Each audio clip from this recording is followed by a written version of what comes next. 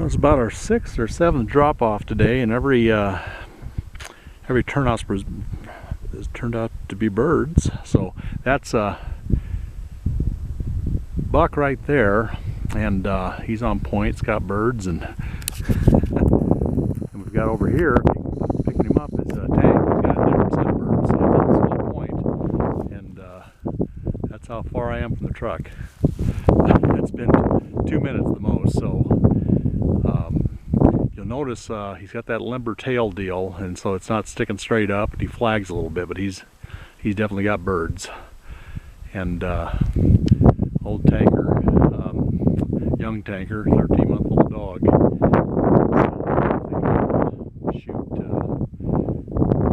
bucks first. We'll see if tank holds and see if his birds holds. Over.